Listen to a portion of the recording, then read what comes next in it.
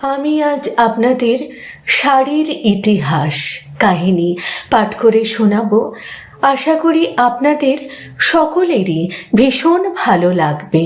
তাহলে শুরু করি বাঙালির শাড়ির ইতিহাস। বাঙালি মানেই শাড়ি, আর শাড়িতেই সুন্দর নারী। অথচ আজ থেকে 100 বছর আগে বাঙালি মেয়েরা শাড়ি পরতেই জানতো না। কোনো ব্লাউজ পেটিকোট ছাড়াই একখানি কাপড় গায়ে জড়িয়ে রাখত তারা। বাঙালি মেয়েদের রুচিশীল কায়দায় প্রথম শাড়ি পরতে শেখান ঠাকুর বাড়ির মেজ বউ জ্ঞানদা নন্দিনী দেবী। তিনি ছিলেন রবীন্দ্রনাথ ঠাকুরের মেজ দাদা সত্যেন্দ্রনাথ ঠাকুরের স্ত্রী। সেকালে নারীরা ছিল এক কথায় ঘরবন্দি। গঙ্গা স্নান করতে গেলেও বউদের পালকি শুদ্ধ চুবিয়ে নিয়ে আসতো ঠাকুর বাড়ির বেহারারা। বাড়ির ছেলেরা কর্মসূত্রে বাইরে থাকলেও শ্বশুর বাড়িতেই থাকতেন তাদের স্ত্রীরা।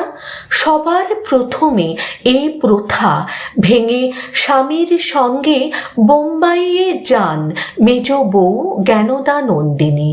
সেখানে পার্সি নারীদের শাড়ি পরার ধরন মনে ধরে তাঁর। তারা শাড়ির আঁচল ডান কাঁধের উপর পরলেও পদ্ধতিতে সামান্য পরিবর্তন এনে তিনি বাঁ কাঁধে আঁচল দিয়ে শাড়ি পরার রীতি তৈরি করেন।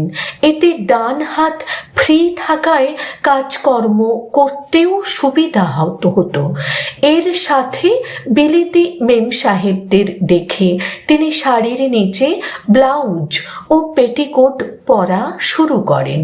এরপর বাড়িতে ফিরে জ্ঞানদা দেবী বাঙালি মেয়েদের নতুন কায়দায় শাড়ি পরানো শেখান এবং এভাবে শাড়ি পরতে হয় তাও শেখান, এবং শাড়ি পরার এই ধরনটি বাংলার ঘরে ঘরে তারপর থেকেই ছড়িয়ে পড়ে।